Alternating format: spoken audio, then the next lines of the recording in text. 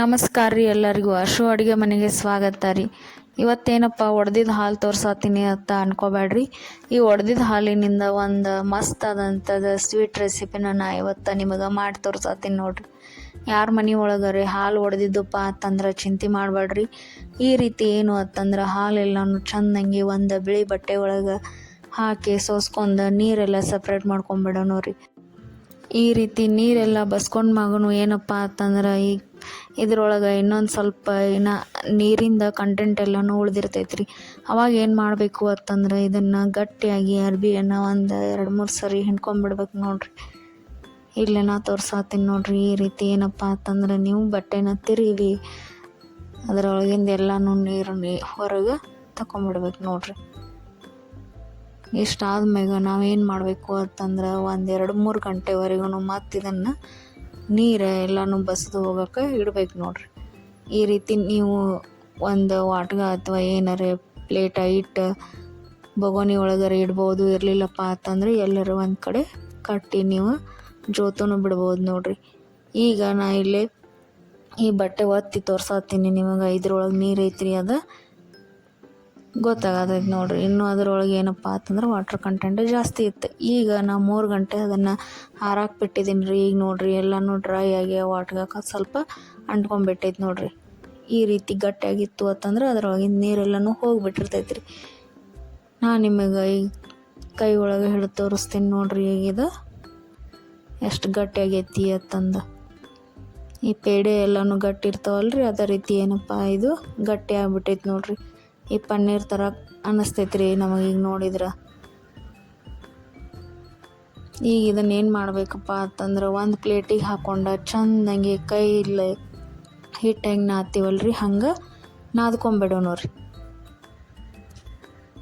ಈ ರಸಗುಲ್ಲ ಮಾಡೋಕೆ ಇದನ್ನು ಎಷ್ಟು ಚೆನ್ನಾಗಿ ನಾದ್ತೀವಲ್ರಿ, ಸಾಫ್ಟಾಗಿ ಬರೋವರೆಗೂ ರಸಗುಲ್ಲ ಅಷ್ಟು ಸಾಫ್ಟಾಗಿರ್ತಾವ್ರಿ ನೋಡ್ರಿ. ಈ ರೀತಿ ಏನಪ್ಪ ಅಂತಂದ್ರೆ ಪದೇ ಪದೇ ತೀಡಿ ಚೆಂದಂಗೆ ಒಂದು 5-10 ನಿಮಿಷ ನಾದ್ಕೊಂಬಿಡೋಣ ರೀ. ನಾರ್ಮಲಿ ನಾವೇನು ಅಂತಂದ್ರೆ ಹಾಲು ಒಡೆದ್ಬಿಟ್ಟು ಅಂದ್ರೆ ಪಡ್ನ ತೊಗೊಂಡು ಹೋಗಿ ಬಿಡ್ತೀವಿ ರೀ.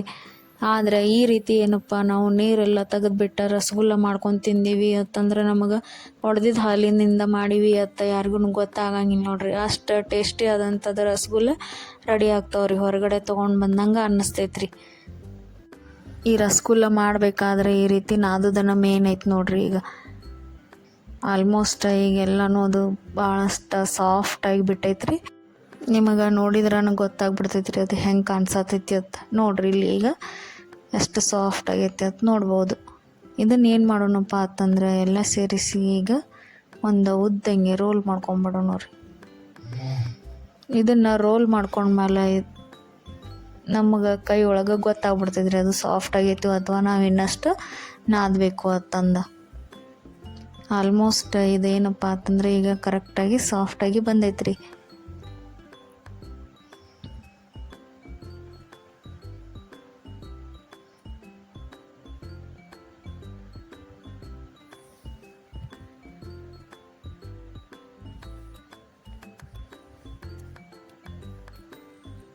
ಈ ರೀತಿ ನಾವು ಏನಪ್ಪ ಅಂತಂದ್ರೆ ಉಂಡೆ ಮಾಡಿದಾಗ ಅದು ಎಲ್ಲೂ ಅಂಟ್ಕೋಬಾರ್ದು ನೋಡ್ರಿ. ಚೆಂದಂಗೆ ಎಲ್ಲನೂ ರೋಲ್ ಆಗ್ಬೇಕ್ರಿ. ಅವಾಗ ಏನು ಅಂತಂದ್ರೆ ಪರ್ಫೆಕ್ಟ್ ಐತಿ ಅಂತ ಗೊತ್ತಾಗ್ತೈತಿ ನೋಡ್ಬೋದು. ಈಗ ಈ ರೀತಿ ಈಗ ನಾವು ಉದ್ದಾಗೆ ಒಂದು ರೋಲ್ ಮಾಡ್ಕೊಂಡು ಆತರ ನಾವು ಏನಪ್ಪ ಅಂತಂದ್ರೆ ಎಷ್ಟು ರಸಗುಲ್ಲ ಆಗ್ತಾವೆ ಸೈಜ್ ನೋಡ್ಕೊಂಡು ನಮಗೆ ದೊಡ್ಡ ಬೇಕಂದ್ರೆ ದೊಡ್ಡ ಅಥವಾ ಸಣ್ಣ ಬೇಕಂದ್ರೆ ಸಣ್ಣ ನಾವು ರೆಡಿ ಮಾಡ್ಕೋಬೋದು ನೋಡ್ರಿ.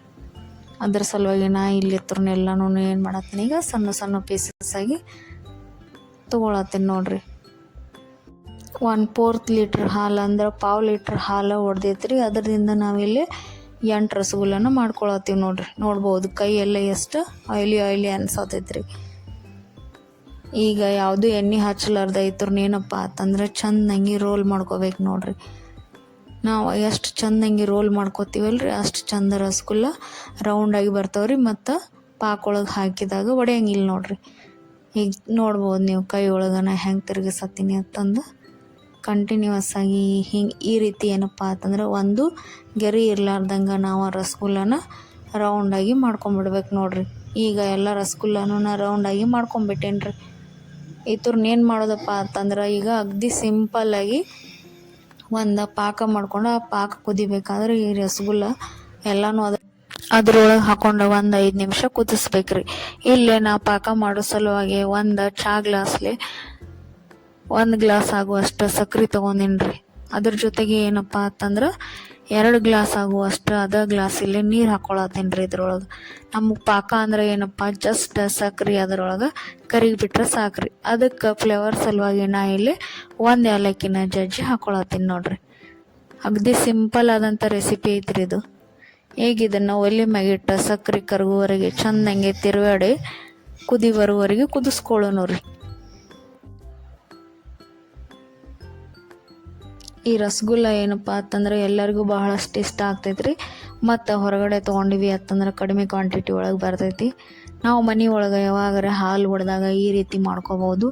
ಅಥವಾ ನಮಗೆ ರಸಗುಲ್ಲ ತಿನ್ಬೇಕು ಅನಿಸಿತ್ತು ಅಂತಂದ್ರೆ ಕುದಿಯೋ ಹಾಲಿಗೆ ನಾವು ಲಿಂಬೆ ಹಣ್ಣು ಹಿಂಡಿದೀವಿ ಅಂತಂದ್ರೆ ಹಾಲು ಒಡೆದು ಬಿಡ್ತಾವ್ರಿ.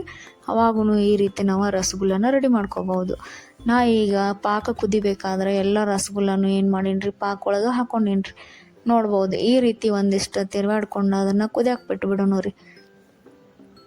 ಒಂದು 5 ನಿಮಿಷದೊಳಗೆ ನಮ್ಮ ರಸಗುಲ್ಲ ನೋಡ್ರಿ ಈ ರೀತಿ ಸಾಫ್ಟಾಗಿ ರೆಡಿಯಾಗಿರ್ತಾವ್ರಿ. ಒಳಗಡೆ ಎಲ್ಲನೂ ಪಾಕ ಹೋಗಿಬಿಟ್ಟಿರ್ತೈತ್ರಿ. ತಿನ್ನಕ್ಕಂತೂ ಮಸ್ತ್ ಹತ್ತಾವ ನೋಡ್ರಿ. ನೋಡ್ಬೋದು ಈಗ ಪಾಕ ಎಲ್ಲ ಅದು ರಸಗುಲ್ಲ ಒಳಗೆ ಹೋಗಿ ಏನಪ್ಪ ಅಂತಂದ್ರೆ ದಪ್ಪ ದಪ್ಪ ಅನ್ಸತ್ತವ್ರಿ ರಸಗುಲ್ಲ. ಆದ್ರೂ ಒಂದು 5 ನಿಮಿಷ ನಾವು ಬಿಸಿ ಇದ್ದಾಗ ಮುಚ್ಚಿಟ್ಬಿಟ್ಟಿವಿ ಪ್ಲೇಟ್ದಿಂದ ಅಂತಂದ್ರೆ ಈ ರೀತಿ ಏನಪ್ಪ ಅಂತಂದ್ರೆ ರಸಗುಲ್ಲ ಇನ್ನಷ್ಟು ಪಾಕ ಹಿರ್ಕೊಂಡು ಅಗದಿ ಚೆಂದಂಗೆ ಬರ್ತಾವೆ ನೋಡ್ರಿ. ತಿನ್ನಕ್ಕೂ ಭಾಳಷ್ಟು ಟೇಸ್ಟಿಯಾಗಿರ್ತಾವ್ರಿ. ನೋಡ್ಬೋದು ಈಗ ನಾವೊಂದು ರಸಗುಲ್ಲನ ಸರ್ವ್ ಮಾಡ್ಕೊಳತ್ತೀನಿ ರೀ ಬೌಲ್ ಒಳಗೆ.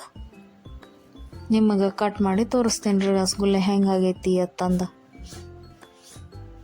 ನೋಡ್ರಿ ಇಲ್ಲಿ ಎಷ್ಟು ಸಾಫ್ಟಾಗಿ ರಸಗುಲ್ಲ ರೆಡಿ ಆಗ್ಯಾವ್ರಿ.